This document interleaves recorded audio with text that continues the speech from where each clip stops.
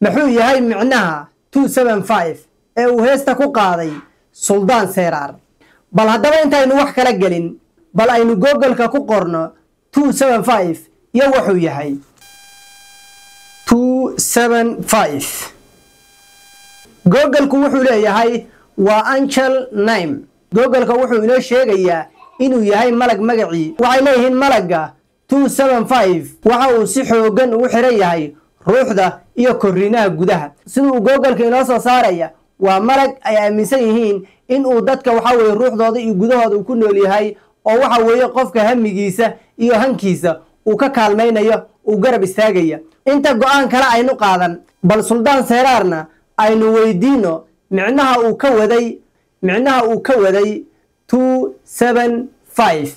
isagu hayno sheego bal Suldaan Seeraarna aynu weydiina micnaha uu ka waday 275 dadku waxyaabo badan bay iska weydiiyeen haddaan anagu mar aan fanaaniinahay waxaan u taaganahay ka turjumista shacabkaayaga iyo bulshada aan fanaaniinta u nahay heeskan waa qisaruna hees ku qotoma waxa sameeyay abwaan aqal yare wuxuu ka sameeyay qisa markaa taagneyd Soomaali haddaan nahay qabiil kama dhamaano wiliga gabar muddo wada sheekaysanayay ayaa la isu diiday arrin qabiil darteed waliba dhanka gabadha la yiri ninkan kuma geeyo oo geeyanka ma aha labadii famil baa isu diiday gabadhii markii la isu diiday laba sano la isu diidana markii dambe la ogaaday in wiilkan iyo gabadhan aysan kala maarmin ayaa la isu ogolaaday oo bishii shanaad ahayd aqalgalkoodii habeenkii uu ahaana wuxuu ahaa markay isguursadeen la isu ogolaaday 275 bishii shanaad 27 May bay ahayd saasayna ku timid heesku wiilka qisada anigu iga sheekeeyay oo ay hor fadhiistay marka saasaan ku yeelay tirada saasaan ugu darnay waa habeenkii ay farxeen haddaba Suldaan Seeraar wuxuu leeyahay erayada waxa sameeyay abwaan la yiraahdo Aqal Yare sidoo kale wuxuu sheegayaa in micnaha 275 laga waday 27 bishii shanaad taa oo ah qisadii dheereed ee uu nooga soo sheekeeyay ee ahayd wiilkii gabadhii la isu diiday markii ay ishanteen ee ay isheleen habeen farxadeed maadaama ayaga ay u ahayd heestan ayaga loo qaadayay sidaa ayaynu ugu darnay buu yiri erayadan 275 ah anigu shakhsiyan horay uma aanan ogeyn in uu yahay angel name ama malag magaci in ay gaaladu u garanayaan angel name ama malag magaci laakiin markii aan arkay Soomaali badan oo ka hadlayso Suldaan Seeraarna ku tilmaamaysa inuu ka mid yahay dadka shaydaanka caabudo ku tilmaamaya ayaan balin erayadani Suldaan Seeraar micnaha uu kala jeeday balbaar oo dib u raac waxaan helay waraysi laga qaaday oo uu ku faahfaahinayo micnaha laga waday 275 taa oo uu ku tilmaamay in ay ahayd taariikh Soomaali haddii aynu nahay markii arrin ay dhacdo waxa laga dhex raadiyaa arrimo kale oo xasaasi ah waayo Soomaalidu waxaynu jecelnahay in isbuuc waliba aynu helno waxyaabo cusub oo la hadal hayo markii ay soo baxeen xaaladihii iyo xanuunkii walaalkeen Omar ayaa dad badan waxay baaritaan iyo dabagal u qaateen fanaaniin badan oo uu ka mid yahay Suldaan Seeraar sida ay wax u jiraan inaga ma ogin Suldaan Seeraarna ma difaacayno laakiin sida isagii heesta qaaday uu inoo sheegaya ayaa sidaana Soomaali badanna waxa ay ku fasirayeen in Suldaan Seeraar uu ku biiray mansooniyada oo waxa weeye erayadani uu sidaa darteed u qaaday laakiin yaynu rumaysanaynaa ma dadka banaanka ka sheekaynaya ee aanan waxba la socon ayaynu rumaysanaynaa misna waxaynu rumaysanaynaa ninkii heesta qaaday ee heesta lahaa ee eedda iyo dhibaatada heesta ay isaga ku soo laabanaysay ayaynu rumaysanaynaa cidda aad rumaysanayso adiga ayay ku taalaa anigu kuma oranayo Suldaan been buu sheegayaa dadka oranayo Suldaan wuxuu kala jeeday waxa gaalada u garanayaan ee angel name-ka ayuu ka waday dad kale rumayso kuma oranayo sidoo kale kuma oranayo waxa weeye Suldaan rumayso oo isaga tiisa sax ah isaga rumaysana kuma oranayo adiga ayaa garanaya cidda aad rumaysanayso laakiin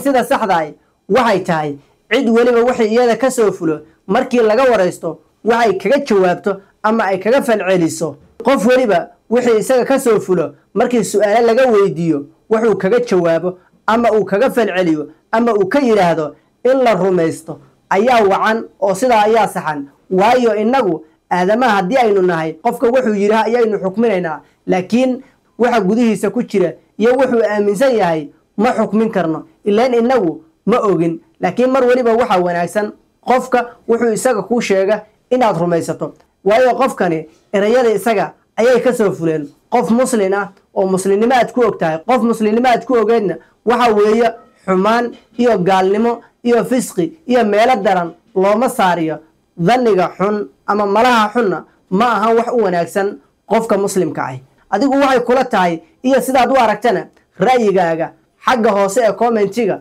inoogu reeb aad baa u mahadsan 275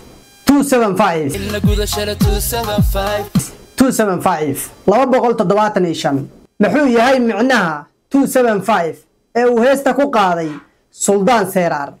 bal haddaba intaynu wax kala gelin bal aynu google-ka ku qorno 275 iyo wuxuu yahay 275 google-ku wuxuu leeyahay waa angel name google-ka wuxuu inoo sheegayaa inuu yahay malag magacii waxay leeyihiin malagga 275 waxa uu si xoogan ugu xiran yahay ruuxda iyo korriinaha gudaha sidoo google-ka inoo soo saaraya waa malag ay aaminsan yihiin in uu dadka waxa weeye ruuxdooda iyo gudahooda uu ku nool yahay oo waxa weeye qofka hamigiisa iyo hankiisa uu ka kaalmaynayo uu garab istaagaya inta go'aan kale aynu qaadan bal Suldaan Seyraarna aynu weydiino micnaha uu ka waday 275 isagu haynoo sheego bal Suldaan Seyraarna aynu weydiina micnaha uu ka waday 275 dadku waxyaabo badan bay iska weydiiyeen haddaan anagu mar aan fanaaniinahay waxaan u taaganahay ka turjumista shacabkaayaga iyo bulshada aan fanaaniinta u nahay heeskan waa qisaruna hees ku qotoma waxaa sameeyay abwaan aqal yare wuxuuna ka sameeyey qiso markaa taagnayd Soomaali haddaan nahay qabiil kama dhammaano wiliga gabar muddo wada sheekaysanayay ayaa la isu diiday arrin qabiil darteed weliba dhanka gabadha la yiri ninkan kuma geeyo oo geeyaanka ma aha labadii famil baa isu diiday gabadhii markii la isu diiday 2 sano la isu diidanaa markii dambe la ogaaday in wiilkan iyo gabadhan aysan kala maarmin ayaa la isu ogolaaday oo bishii shanaad ahayd aqalgalkoodii habeenkii uu ahaana wuxuu ahaa markay isguursadeen la isu ogolaaday 275 bishii shanaad 27 May bay ahayd saasayna ku timid heesku wiilka qisada anigu iga sheekeeyay oo ay hor fadhiistay marka saasaan ku yeelay tirada saasaan ugu darnay waa habeenkii ay farxeen haddaba Suldaan Seyraar wuxuu leeyahay erayada waxa sameeyay abwaan la yiraahdo Caaqil Yare sidoo kale wuxuu sheegayaa in micnaha 275 laga waday 27 bishii shanaad taa oo ah qisadii dheereed ee uu nooga soo sheekeeyay ee ahayd wiilkii gabadhii la isu diiday markii ay ishanteen ee ay isheleen habeen farxadeed maadaama ayaga ay u ahayd heestan ayaga loo qaadayay sidaa ayaynu ugu darnay buu yiri erayadan 275 ah anigu shakhsiyan horay uma aanan ogeyn in uu yahay angel name ama malag magacii in ay gaaladu u garanayaan angel name ama malag magacii laakiin markii aan arkay Soomaali badan oo ka hadlayso Suldaan Seyraarna ku tilmaamaysa inuu ka mid yahay dadka shaydaanka caabudo ku tilmaamaya ayaan balin erayadani Suldaan Seyraar micnaha uu kala jeeday balbaar oo dib u raac waxaan helay waraysi laga qaaday oo uu ku faahfaahinayo micnaha laga waday 275 taa oo uu ku tilmaamay in ay ahayd taariikh Soomaali haddii aynu nahay markii arrin ay dhacdo waxa laga dhex raadiyaa arrimo kale oo xasaasi ah waayo Soomaalidu waxaynu jecelnahay in isbuuc waliba aynu helno waxyaabo cusub oo la hadal hayo markii ay soo baxeen xaaladihii iyo xanuunkii walaalkeen Omar ayaa dad badan waxay baaritaan iyo dabagal u qaateen fanaaniin badan oo uu ka mid yahay Suldaan Seyraar sida ay wax u jiraan inaga ma ogin Suldaan Seyraarna ma difaacayno laakiin sida isagii heesta qaaday uu inoo sheegaya ayaa sidaana Soomaali badanna waxa ay ku fasirayeen in suldaan Seraar uu ku biiray maansooniyadda oo waxa weeye erayadani uu sidaa darteed u qaaday. laakiin yaynu rumaysanaynaa ma dadka bannaanka ka sheekaynaya ee aanan waxba la socon ayaynu rumaysanaynaa misna waxaynu rumaysanaynaa ninkii heesta qaaday ee heesta lahaa ee eedda iyo dhibaatada heesta ay isaga ku soo laabanaysay ayaynu rumaysanaynaa. cidda aad rumaysanayso adiga ayay ku taallaa. anigu kuma oranayo suldaan been buu sheegayaa. dadkaa oranayo suldaan wuxuu kala jooday waxa gaalada ay u garanayaan ee anjanleemka ayuu ka waday dad kale rumayso kuma oranayo. sidoo kale kuma oranayo waxa weeye suldaan rumayso oo isaga tiisaa saxa isaga rumaysana kuma oranayo. adiga ayaa garanaya cidda aad rumaysanayso. laakiin sida saxda ahi waxay tahay cid weliba wixii iyada ka soo fulo markii laga waraysto waxay kaga jawaabto ama ay kaga falceliso. qof weliba wixii isaga ka soo fulo markii su'aalo laga weydiiyo wuxuu kaga jawaabo ama uu kaga falceliyo